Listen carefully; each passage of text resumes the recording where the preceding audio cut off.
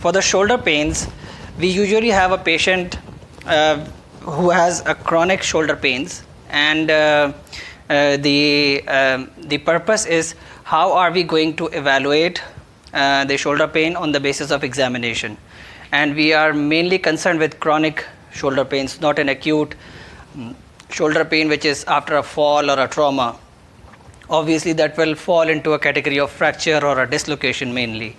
But what we are concerned about is the chronicity, and the shoulder is there, what is the problem and how are you going to evaluate it. Yes, thank you.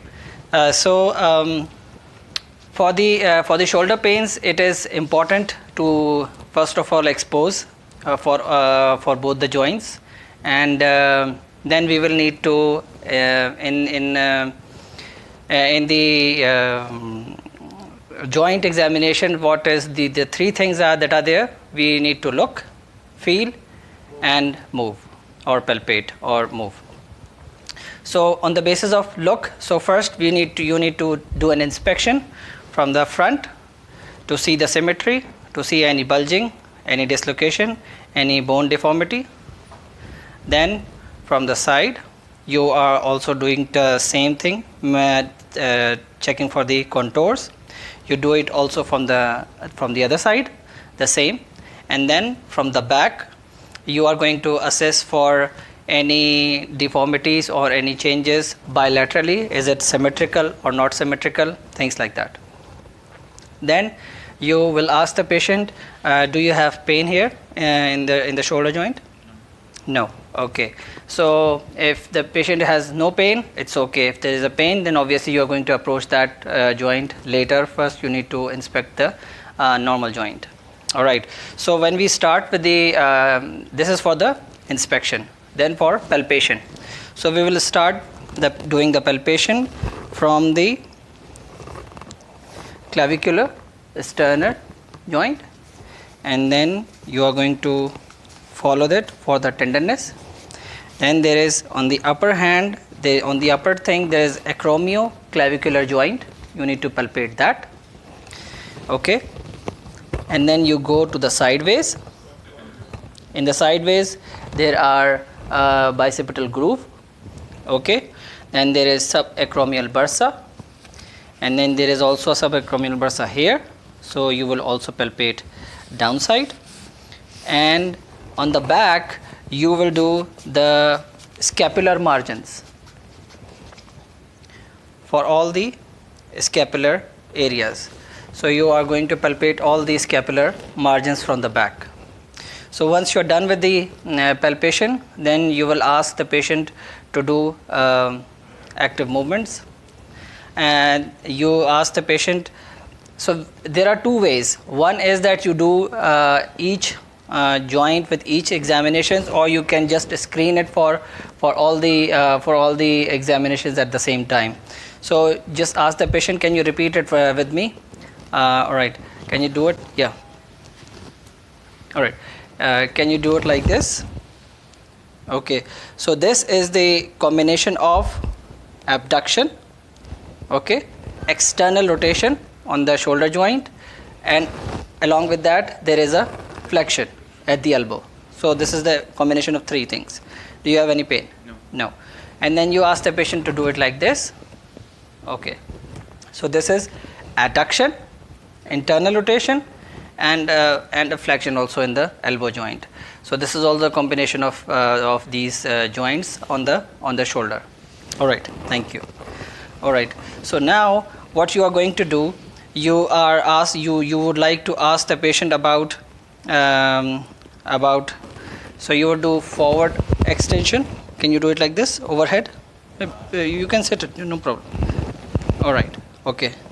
And then, all right, okay, do it on the back as far as you can. All right, okay. So, and then you ask the patient to do this, okay, and this one. Okay, so what is this? Internal rotation and external rotation. There is other way where you do this internal rotation and this external rotation. They both are the same. Okay, and then this is actually the the gross movements at the shoulder joint. Okay, and there is also flexion when you do it like this. Okay, and then extension. Okay, all right. So we have done in two ways.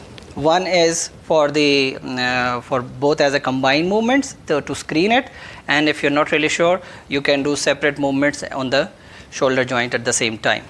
And then there are some special tests to know which pathology is causing the shoulder pain. If the patient is a diabetic patient and has shoulder pain for the last 3 months, and when you what is your probable diagnosis for this? Frozen shoulder adhesive capsulitis. Okay, in this, which is the most most affected joint on the shoulder, affected movement on the shoulder, the most overhead abduction. Okay, the patient has globally restricted movements, but when you ask the patient to do external rotation, this is the most this is the most painful and restricted movement. So you do lift the hands, or you can do it like this, or you ask the patient to do it like this, whatever is convenient. So this external movement, external rotation is extremely, should be extremely painful. He has global restriction, but external movement is extremely painful. Yes.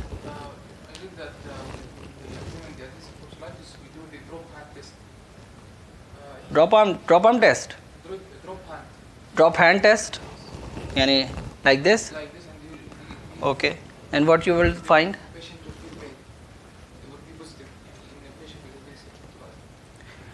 Why would he pay? And he would be already in pain actually. If you're doing it like this, there is also test called drop arm test.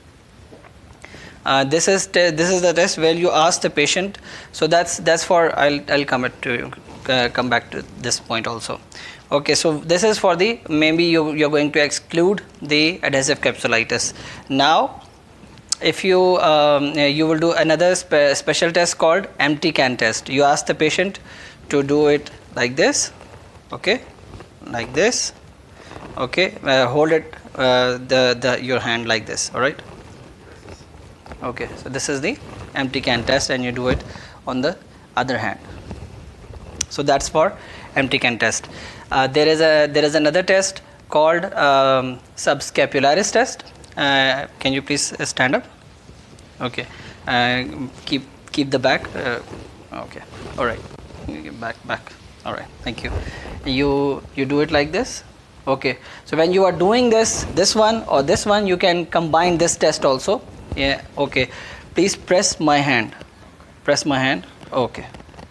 So this is for the subscapularis. This test is to test for the subscapularis. Yeah. Yes, this one. So the subscapularis is you are actually hitting the subscapularis muscle. Okay, and then there is another test which is flexion, and then you ask the patient to do it like this. All right. So this is infraspinatus. There is another test. You ask the patient to keep it like this, and then slowly, gradually do it like down. Okay. When you ask the patient to do it like this, and then ask him to slowly and gradually keep it down. Okay. So at that time, maybe this one, there is a sudden drop, and this is called a drop arm test positive. When there is a problem in the infraspinatus and the supraspinatus, this is the what is this called? Rotator cuff injury. For the rotator cuff injury, this is the test that you are going to do for this drop arm test. There is another called positive apprehension test. So you do it like in the flexion and perpendicular, and then do it like this. Okay, so this is the apprehension test where there is problems in the shoulder joint. All right. So this is how you are going to assess for the pain for the patient who has shoulder pain, and you are going to see what are the differential diagnoses on the basis of your history, and on the basis of these special tests you are going to approach this patient for shoulder point. This is just the brief presentation and examination points that one should have one should be aware of this. Okay, so now we are done with the shoulder joint. Any questions for so far for the shoulder pain? Doctor, any one of these special tests is possible?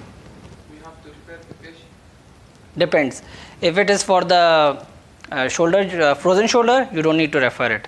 You can manage it on the basis of physiotherapy and all that. But obviously, if there is and if there are tendinitis, and if there will be pain in subscapularis, you don't see a rupture or a tear. Like drop arm test is you need to refer the patient. But for tendinitis, for just the pain, and you don't suspect any fracture, you can treat it by NSAIDs and any icing and all that. But any tear you can refer if you are suspecting any tear. All right.